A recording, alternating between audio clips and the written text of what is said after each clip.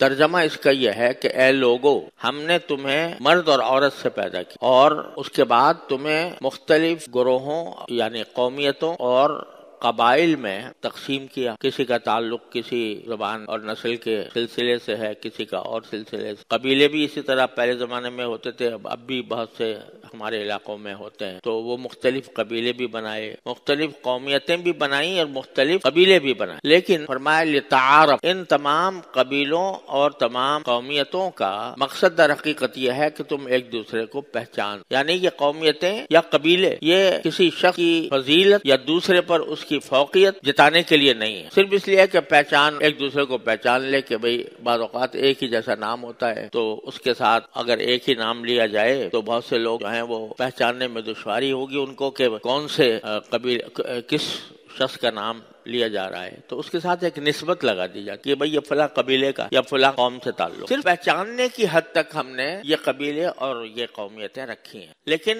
ان میں سے کوئی شرافت کا اور فضیلت کا معیار نہیں. کوئی شخص یہ سمجھنے لگے کہ میں فلاں زبان بولتا ہوں لہذا میں افضل ہوں، تو یہ تصور غلط ہے. بلکہ آخر میں یہ فرما دیا کہ ان اکرمکم عند اللہ اتقاکم، تمہارے درمیان سب سے زیادہ شریف اور عزت والا وہ ہے جو تم میں زیادہ تقوی کا حامل وہ ہے شریف فضیلت والا. ورنہ صرف فلاں زبان بولتا ہوں اس واسطے میں دوسروں سے ممتاز ہوں، دوسروں سے زیادہ فضیلت رکھتا ہوں، زیادہ شرافت رکھتا ہوں، زیادہ عزت رکھتا ہوں. یہ تصور جاہلیت کا تصور ہے جس کو قرآن کریم نے اور پھر رسول کریم صلی اللہ علیہ وسلم نے ختم. چنانچہ حجۃ الوداع کے موقع پر رسول کریم صلی اللہ علیہ وسلم نے ارشاد فرمایا کہ لیس لعرب فضل علی عجمی، کسی عرب آدمی کو عجمی آدمی پر کوئی فضیلت نہیں صرف عرب ہونے کی وجہ سے کہ میں عرب ہوں لہذا میں ساری دنیا سے زیادہ فضیلت رکھتا ہوں، زیادہ شرافت رکھتا ہوں، زیادہ عزت رکھتا ہوں. یہ تصور حجۃ الوداع کے موقع پر آپ نے 1,24,000 صحابہ کرام کے مجمع سے خطاب کرتے ہوئے فرمایا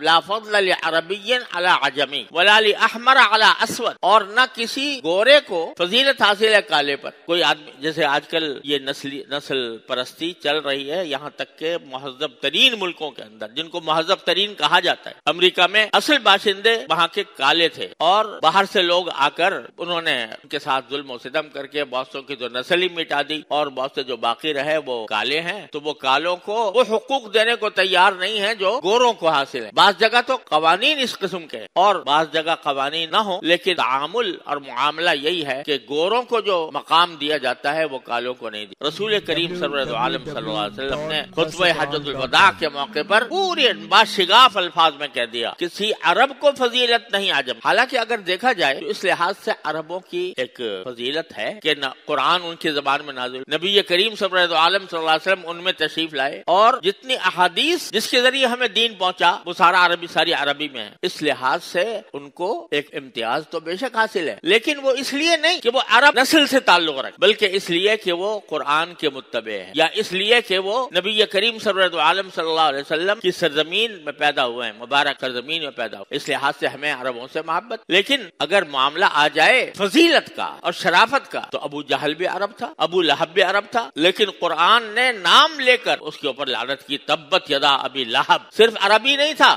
رسول کریم صلی اللہ علیہ وسلم کا چچا تھا، لیکن اللہ تعالیٰ نے اس کے اوپر لعنت فرمائی. کیوں؟ اس لیے کہ فضیلت کا معیار عرب ہونا نہیں ہے، کسی خاص قبیلے سے وابستہ ہونا نہیں ہے. قریش ہے مثلا، قریش کے فضیلے سے تھا، قریش کے قبیلے سے تھا ابو لہب بھی ابو جہل بھی، لیکن قریش کو اس وجہ سے فضیلت حاصل ہو کہ بھئی وہ اس قبیلے کے اندر پیدا ہو گیا ہے کوئی آدمی، اس سے کوئی فضیلت حاصل. فضیلت اگر ہوتی ہے تو تقوی سے ہو. ان اکرمکم عند اللہ اتقاکم، تم میں اللہ تعالیٰ کے نزدیک سب سے زیادہ عزت والا وہ ہے جو تم میں سب سے زیادہ متقی ہو.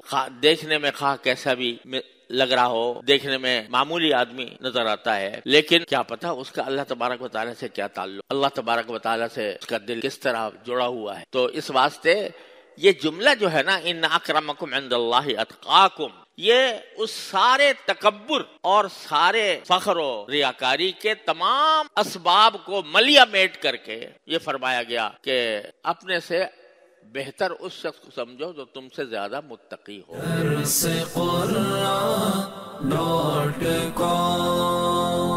www.darsequran.com